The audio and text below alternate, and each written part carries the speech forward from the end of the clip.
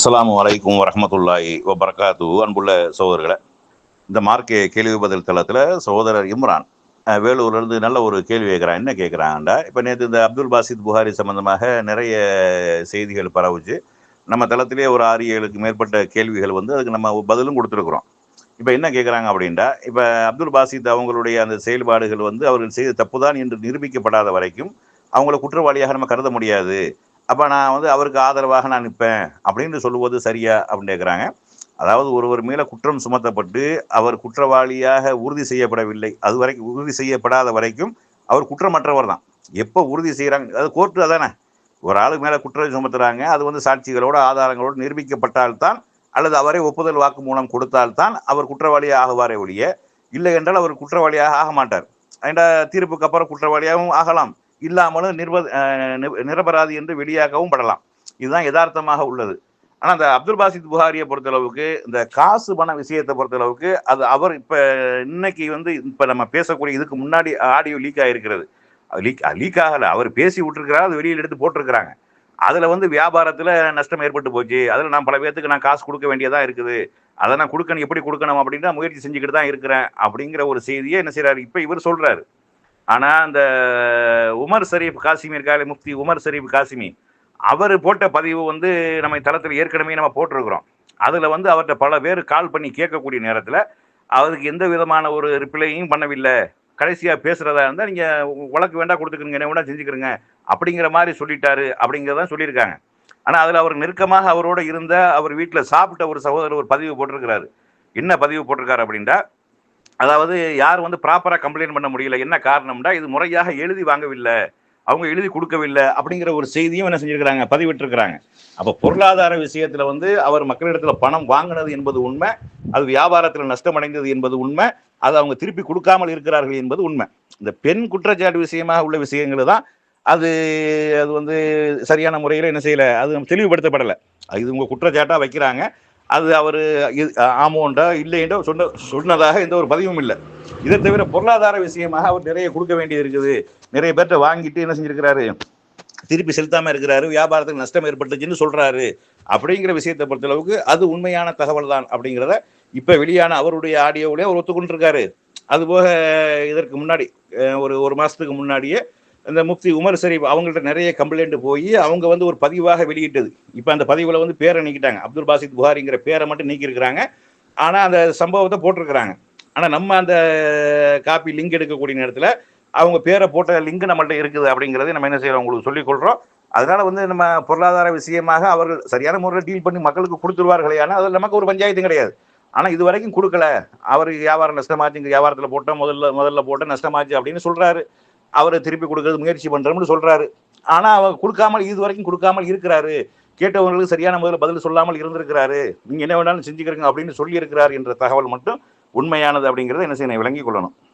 அஸ்ஸலாமு அலைக்கும் வரஹ்மத்துல்லாஹி வபரகாத்துஹு. அன்புள்ள சகோதரர்களை, இந்த மார்க்கு கேள்வி பதில் தளத்தில் சகோதரர் சயாஸ் அகமது அவங்க வந்து நல்ல ஒரு கேள்வி கேட்குறாங்க. அந்த அப்துல் பாசித் புகாரி சம்பந்தமாக தான் அந்த கேள்வி இருக்குது.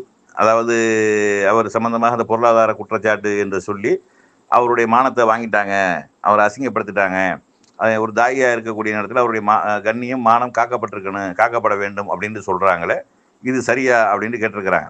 பொதுவாக வந்து ஒரு முஸ்லீமுடைய மானத்தை வந்து பாதுகாக்கணும். ஏன்னா நபி ஸல்லல்லாஹு அலைஹி வஸல்லம் அவங்க வந்து ஒரு முஸ்லீமுடைய ஒரு மூமினுடைய மானம் என்பது கௌபா அளவுக்கு புனிதமானது அப்படின்னு சொல்கிறாங்க. அதே மாதிரி யார் ஒரு மூமினுடைய ஒரு குறைகளை தவறுகளை மறைக்கிறார்களோ, நாளைக்கு மறுமை நாளில் அல்லாஹ் அவருடைய குறைகளை எல்லாம் மறைத்து விடுவான் அப்படின்லாம் ஹதீஸ் இருக்குது. ஆனால் இதில் முக்கியமான ஒரு விஷயம் என்ன அப்படின்டா, ஒருவர் செய்யக்கூடிய அந்த தவறான செயல் மூலமாக மற்றவர்கள் பாதிப்படைவார்கள், மற்றவர்கள் பாதிக்கப்படுவார்கள் அப்படி என்று இருக்குமேயானால், பாதிக்கப்பட்டவர்களுக்கு என்று ஒரு பிரச்சனை இருக்கா இல்லையா? இப்போ ஒரு நபர் சம்பந்தமாக நம்ம பேசுகிறோம், ஆனால் உண்மையிலேயே அவர் மூலமாக பல ஆயிரம் பேர் பாதிக்கப்பட்டிருப்பார்களே, ஆனால் அவர்களுக்கு உண்டான தீர்வுகள்னு ஒன்று இருக்குது. அவங்க வந்து காசு பணத்தை கொடுத்துட்டு அவங்களுடைய சொத்து சுகங்கள் தன்னுடைய அதாவது பல வருஷங்களுடைய உழைப்புகளை கொடுத்து விட்டு ஏமாந்து போய் நிற்கக்கூடிய அந்த மக்களுடைய ஒரு பார்வை என்பது தனியாக இருக்கிறது. அதையும் நம்ம என்ன செய்யணும், அது ஒரு தனியாக ஒரு கண்ணோட்டத்தில் பார்க்கணும். அது என்ன, எவ்வளவு மொத்தம், அது எவ்வளவு இழப்புகள், எவ்வளவு கொடுக்க வேண்டும், யாருக்கு எவ்வளவு கொடுக்க வேண்டும் அப்படிங்கிற ஒரு விஷயம் இருக்குது. ஏன்னா நம்ம சமுதாயத்தில் வந்து அதை நம்பி ஏமாற்றக்கூடியவங்க நிறைய பேர் இருக்கிறாங்க. இந்த ராகத்து அப்படிங்கிற விஷயத்தை நீங்கள் எடுத்துக்கொண்டீர்களே, ஆனால் அவங்கெல்லாம் பல மாசங்கள் வந்து பல வருஷங்கள் என்ன செஞ்சாங்க, பொருளாதாரத்தை வந்து வாங்கினவங்களுக்குலாம் கரெக்டாக கொடுத்தாங்க. பல இடங்களில் வாங்கி கைமாற்றி இங்கிட்டு வாங்கி அங்கிட்டு கொடுக்குறது, அங்கிட்டு வாங்கி இங்கிட்டு கொடுக்குறது, அப்படியான விஷயங்கள்லாம் செஞ்சாங்க. அது மாதிரி சென்னையில் ஒரு இடங்களில் வந்து வட்டி இல்லாமல் நாங்கள் நகை அடகு நாங்கள் பணம் தாரோம், நகையை கொண்டு வந்து அடமானம் வச்சுட்டு வாங்கிட்டு போங்க என்று சொல்லி அவர்கள் வாங்கி அவர்கள் கொண்டு போய் ஒரு ஃபைனான்ஸ் கம்பெனியில் கொடுத்து வட்டிக்கு வாங்கி அந்த மாதிரிலாம் செஞ்சுட்டு ஏமாத்திட்டு போயிட்டா. இப்படிலாம் நம்ம செய்திகளை பார்க்குறோம். அப்போ இந்த மாதிரி வந்து சமுதாயம் பாதிக்கப்படக்கூடிய நேரத்தில் வந்து அதை பகிரங்கப்படுத்தி தான் சொல்லி ஆகணும். இல்லை மற்றவர்கள் இந்த மாதிரியான விஷயங்களில் ஏமாந்து விடக்கூடாது அப்படிங்கிறது நேற்று நம்மளுடைய கான்செப்ட் அப்படித்தான் இருந்தது. அப்துல் பாசித் புகாரி அவங்கள குறை சொல்லணும் என்றோ அவர்களை கண்ணிய குறைவாக பேசணும் என்பதற்காகவோ இல்லை. நம்ம கடைசியாக நம்ம சொல்லி முடிக்கும் போது இந்த மாதிரி உங்களை ஆசை வார்த்தை காட்டி உங்களை ஏமாற்றக்கூடிய இந்த மாதிரி இன்வெஸ்ட் பண்ணுங்க, உங்களுக்கு அதிக கூட காசு தரோம் என்று சொல்லி உங்களை ஏமாற்றக்கூடிய அந்த மாதிரியான யாரிடத்திலும் நீங்கள் ஏமாந்து விடாதீர்கள் அப்படிங்கிறது தான் நம்மளுடைய அந்த நேற்று உள்ள அந்த 10 நிமிஷம் கொண்ட ஆடியோனுடைய உபதேசமாகவே இருந்தது. அப்போ அந்த அடிப்படையில் நீங்கள் பார்த்தீர்களேயானால் ஒருவர் மூலமாக பாதிக்கப்படுவார்கள், மற்றவர்கள் பாதிக்கிறாங்க, இந்த மாதிரி வேற யாராவது வந்து இந்த பாதிக்கப்பட்டுருவார்கள் என்று இருக்கக்கூடிய நபி ஸல்லல்லாஹு அலைஹி வஸல்லம் அவங்களே அதை கண்டிச்சிருக்கிறாங்க, அது பகிரங்கப்படுத்தியிருக்கிறாங்க. ஆனால் பேரை அவர்கள் ரசூல்லா சொல்லாவிட்டாலும் அந்த ஹதீஸிலே பேர் வந்துடுது. இப்னு பல்தா என்று சொல்ல இல்லை லுத்துஃபியா, இப்னுல் லுத்துஃபியா என்று சொல்லக்கூடிய ஒரு நபி தோழரை வந்து ரசூல் ஸல்லல்லாஹு அலைஹி வஸல்லம் அவங்க ஜகாத்து வசூலிக்கிறதுக்காக அனுப்புகிறாங்க. அவங்க வாங்கிட்டு வந்து அவங்க என்ன செய்கிறாங்கன்னா எந்த விதமான ஒரு ஏமாற்றவோ மோசடியோ எதுவுமே செய்யலை. அவங்களுக்கு கொடுக்கப்பட்ட விஷயங்களை வந்து சரியான முறையில் செஞ்சு கொண்டு வராங்க. அவர்களுக்கு அன்பளிப்பாக கொடுக்கப்பட்ட விஷயத்தையும் என்ன செய்கிறாங்க, வாங்கிட்டு வராங்க. வாங்கிட்டு வந்து ரசூல்லா முன்னிலையில் வைக்கக்கூடிய நேரத்தில் இது வந்து ஜகாத்தாக வந்தது, இது எனக்கு தந்தது அப்படின்னு ரெண்டா பிரித்து வைக்கிறாங்க. அப்போ பிரித்து வைக்கக்கூடிய நேரத்தில் ரசூல் ஸல்லல்லாஹு அலைஹி வஸல்லம் உடனே கோவப்பட்டு மெம்பரில் ஏறி நாம ஒரு ஆளை வந்து ஒரு வேலைக்கு அனுப்புகிறோம், அவர் போயிட்டு வந்து என்ன செய்கிறாரு, இது எனக்கு உள்ளது இது உங்களுக்கு உள்ளது என்று சொல்கிறாரு. அவர் தன்னுடைய தாய் வீட்டில் இருந்திருந்தால் தன்னுடைய தகப்பன் வீட்டில் இருந்திருந்தால் இது கிடைச்சிருக்குமா அப்படிங்கிற ஒரு கண்டிப்பாக என்ன செய்கிறாங்க, இந்த மாதிரி யார் மக்கள் செஞ்சிடக்கூடாது அப்படிங்கிற ஒரு உபதேசத்தை ரசூலா செய்கிறாங்க. அப்போ இந்த மாதிரி வந்து தவறுகள் பரவாமல் இருப்பதற்காக, அந்த தவறு மூலமாக மற்றவர்கள் பாதிப்படையாமல் இருக்க வேண்டும் என்பதற்காக சில நேரங்கள் என்ன செய்ய வேண்டியிருக்கு, சொல்ல வேண்டியதாக இருக்கிறது. அது சொல்லத்தான் செய்யணும். ஒருவர் வந்து தனிப்பட்ட முறையில் அவருக்கு மட்டுமே உரிய விஷயங்கள்ல தான் நம்ம மூக்கு நுழைக்கக்கூடாது. மனிதன் என்ற அடிப்படையில் வந்து யாரும் தவறுக்கு அப்பாற்பட்டவர்கள் கிடையாது. எல்லா மனிதரும் தவறுக்கு உட்பட்டவன் தான். சில சூழ்நிலை காரணமாக சிக்கிக் கொள்ளக்கூடியவர்களும் இருக்கிறாங்க. சிலர் வந்து அந்த வாய்ப்புகள் கிடைக்காம தப்பித்துக் கொள்ளக்கூடியவர்களும் இருக்கிறாங்க. இதுதான் நம்ம பார்க்கணும். அதான் கெட்டவர்களாக இருக்கக்கூடியவர்கள் நம்ம கணக்கில் எடுக்கல. நல்லவர்களாக இருக்கக்கூடியவர்கள் வந்து சில சந்தர்ப்ப சூழ்நிலையின் காரணமாக சருகி போகக்கூடியவர்கள் இருக்கிறாங்க. சில பேருக்கு அந்த வாய்ப்பே கிடைக்காம இருக்கும், அதனால யோக்கியமாக கண்ணியமா இருப்பாங்க. அந்த மாதிரியான எந்த ஒரு வாய்ப்பையும் தேடி போயிருக்க மாட்டாங்க. அவர்களுக்கு அந்த மாதிரியான ஒரு வாய்ப்புகள் கிடைத்திருக்காது. அப்படி இருக்கக்கூடியவர்கள் அந்த மாதிரியான வாய்ப்பு வந்து தப்பிக்கக்கூடியவர்கள் எத்தனை பேர் அப்படிங்கிறத இங்கே கொஸ்டினை இங்கே பரிச்சையே அதுதான். அப்போ அதில் மாட்டிக்கொள்ளக்கூடியவர்களும் இருக்கிறார்கள் அப்படிங்கிறத பார்க்கணும். ஒரு தனி நபர் தனி விஷயமாக இருக்குமே, ஆனால் அதை பகிரங்கப்படுத்துறதோ அவர் கண்ணிய குறைவாக நடத்துவதோ என்பது கூடாது. ஆனால் அவர் மூலமாக ஒரு சமுதாயம் பாதிக்கப்படுது, மக்கள் பெருமளவில் பாதிக்கப்படுறாங்க, இந்த மாதிரி வேற யாரும் வந்து பாதிப்பை ஏற்படுத்திடக்கூடாது, மக்களை சுரண்டிடக்கூடாது, மக்களிடத்தில் வந்து மோசடி பண்ணிடக்கூடாது என்பதை எச்சரிக்கும் விதமாக சொல்லக்கூடியது வந்து அது பொதுவாக மார்க்கத்தில் உள்ளது அப்படிங்கிறத என்ன செய்யணும், விளங்கி கொள்ளணும்.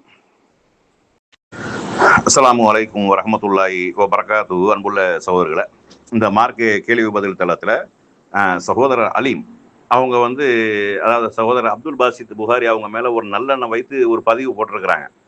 ஆனால் அவர் நல்லெண்ணெய் வைத்திருக்கிறது சரிதான், அது நம்ம மாற்றுக்கிறது சொல்ல முடியாது. ஒவ்வொருத்தரும் ஒவ்வொரு எண்ணங்கள் வைக்கலாம் தானே. ஆனால் யதார்த்தம் அப்படின்ட்டு வரக்கூடிய நேரத்தில் இதில் வந்து நம்மளை எதை கோடிட்டு போட்டிருக்காங்கன்னா, நம்ம வந்து முஃப்தி உமர் ஷரீஃப் காசிமி அவர் போட்டதை தான் நம்ம போட்டிருக்கிறோம். இந்த முஃப்தி உமர் ஷரீஃப் காசிமி என்று சொல்லக்கூடிய அவரும் அப்துல் பாசித்தும் எல்லாம் ஒரு குடையின் கீழே இருக்கக்கூடிய ஒரு கூட்டணியின் கீழே இருக்கக்கூடியவங்க. இப்போ அவங்களுக்கு எல்லாம் கருத்து வேறுபாடு இருக்குன்னு நினைக்கிறேன்.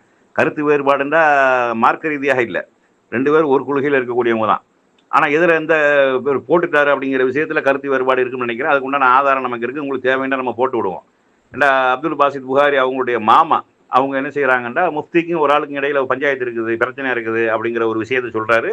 ரெண்டாவது, நேற்று இந்த லீக்கான ஆடியோ சொல்லிட்டு அப்துல் பாசித் கடைசியாக பேசின ஒரு ஆடியோ போட்டிருக்காங்க.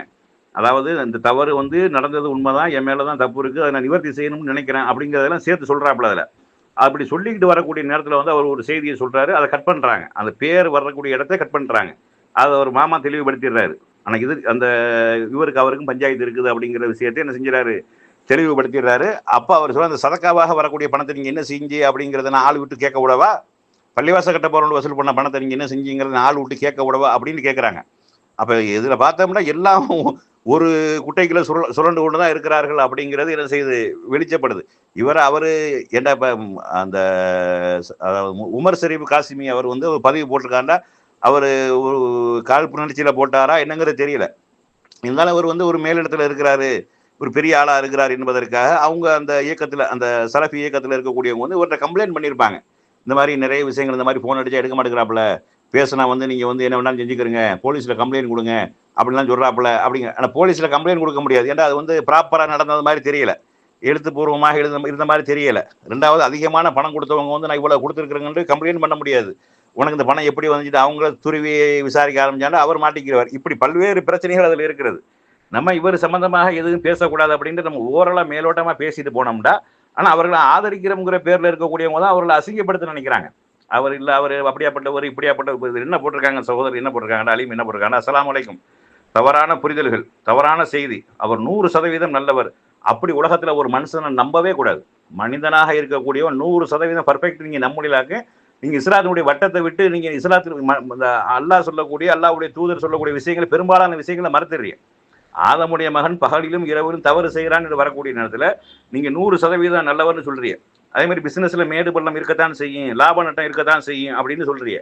பிசினஸ்ல வந்து லாப நஷ்டம் இருக்கத்தான் செய்யும், மேடு பள்ளம் இருக்கத்தான் செய்யும். ஆனா அக்ரிமெண்ட், என்ன அக்ரிமெண்ட் போட்டிருக்காங்க நீங்க உங்களுக்கு தெரியுமா? உங்களுக்கு அவங்க வந்து பிசினஸ், என்ன பிசினஸ் பண்ண போறாங்கன்னு உங்களுக்கு தெரியுமா? என்ன பிசினஸ் பண்ணாங்கன்னு உங்களுக்கு தெரியுமா? இது சம்பந்தப்பட்டவர்கள் வாய் திறக்காத வரைக்கும் என்ன செய்ய முடியாது, நம்ம சொல்ல முடியாது. ஆனா தப்பு நடந்திருக்கிறத ஒத்துக்கிறாங்க. அப்துல் பாசிதை ஒத்துக்கிறாரு. அதை நான் நிவர்த்தி செய்ய நினைக்கிறேன், அதை நான் இது ஒரே கை நான் வந்து சமாதி பண்ண பாக்குறீங்களா, குளிக்கல போட்டு அமுக்க பாக்குறீங்களா, ஒரு மனிதனுடைய மௌத்து தான் அதுக்கு தீர்வா அமையுமா அப்படிலாம் கேட்கிறாரு. அவர் பக்கம் தவறு இருக்கிறது, அது சரி பண்ண பாக்குறேன். சரி பண்ண 6 வருஷமா. ரெண்டாவது, இந்த அப்துல் பாசித் இப்ப கடைசியா பேசியிருக்காரா இல்லையா, இவர் பேச வேண்டிய நேரம் என்ன நேரம் தெரியுமா? இந்த முஃப்தி உமர் ஷரீப் காசிமி அவர் பதிவு போட்டாரா இல்லையா, அந்த பதிவு போட்டதுக்கு அப்புறம் அவர் பேசியிருக்கணும். இந்த மாதிரி என் மீது அபாண்டமாக பழி போடுகிறார், முஃப்தி உமர் ஷரீப் காசிமி பழி போடுகிறார், இந்த மாதிரி நான் பல லட்சம் ரூபாயை நான் இது பண்ணதாகவும், இந்த மாதிரி கேட்கறவங்களுக்கு கொடுக்காம இருந்ததாகவும், போலீஸ்ல கம்ப்ளைண்ட் பண்றாங்க பண்ணிக்கொள்ளுங்க என்று சொன்னதாகவும் சொல்கிறார். அப்படியெல்லாம் ஒண்ணுமே நடக்கவே இல்லை என்று அப்ப பதிவு போட்டுக்கணும். அவர் உண்மையிலேயே அவர் பக்கம் தப்பு இல்லாமல் இருந்திருக்குமே, ஆனால் அப்ப அவர் செஞ்சிருப்பாரு. ஆனா அவர் தெரியாம இருக்க வாய்ப்பு இல்லை. உமர் ஷரீப் அவருடைய பேஸ்புக் தளத்தை வந்து அவங்க எல்லாருமே வாட்ச் பண்ணுவாங்க. சலஃபிகளாக இருக்கக்கூடிய அனைவரும் என்ன செய்வாங்க, பார்ப்பாங்க. அவர் சார்பாக உள்ளவர்னு சொல்லியிருப்பாங்களா இல்லையா? அப்ப வந்து அப்ப வாயை திறக்கல அவர். அப்ப இந்த லாப நஷ்டத்தை பொறுத்தளவுக்கு அதுல முதல்ல விளங்கிக்கிறானு, 100% ஒருவருக்கு லாபம் கொடுக்குறோம் என்ற அக்ரிமெண்ட் இருக்குமே, ஆனால் 100% நஷ்டத்துக்கும் பொறுப்பேற்றுக்கிறேன். 10% தான் லாபம் கொடுப்பேன், 20% தான் லாபம் கொடுப்பேன் அப்படின்ட்டு அக்ரிமெண்ட் இருந்தா, அந்த நஷ்டத்துல 20% தான் அவர் பொறுப்பெடுக்க முடியும், 100% பொறுப்பெடுக்க முடியாது. கொடுத்த மொத்த காசு எனக்கு நஷ்டமா போச்சு அப்படின்னு ஏமாத்திட முடியாது. லாபத்துல நீங்க என்ன பங்கு கொடுக்குறீங்களோ அதே பங்குல தான் நஷ்டத்துலையும் எடுக்க முடியும். நீங்க வந்து 100% லாபம் கொடுத்தே அப்படி என்று இருக்குமே, ஆனால் நீங்க 100% நஷ்டத்துலையும் பங்காளியே ஆகலாம். அப்படி இல்லைடா 20% தான் பங்கு தருவேன், 10 லட்ச ரூபாய் வாங்கிட்டு உங்களுக்கு 20% தருவேன், வரக்கூடிய வருமானத்துல உங்களுக்கு 20% தருவேன் அப்படின்னு சொல்வாரே. ஆனால் நஷ்டம் ஏற்படக்கூடிய நேரத்தில் அவர் கொடுத்த பணத்துல இருந்து 20% தான் உங்களுக்கு ஹலால், அதை நீங்க எடுத்துக்கொள்ளலாம். மிச்ச காசை கொடுத்துடணும், மிச்ச காசு உங்களுக்கு உதவியே தந்த மாதிரி தான் அது. அப்ப இந்த வியாபார நஷ்டம், லாப நஷ்டத்தை பொறுத்தளவுக்கு அது என்னங்கிறது முதல்ல என்ன செய்யணும், தெளிவுபடுத்தப்படணும். இது தெளிவுபடுத்த வேண்டிய கடமை யாருக்கு இருக்குது? பாசித்துக்கு தான் இருக்குது. அப்துல் பாசித் தான் என்ன செய்யணும், இந்த மாதிரி நான் பிசினஸ் பண்ணேன், இந்த மாதிரி நடந்து போச்சு, இந்த மாதிரி அவர் வாயை திறக்க முடியாது.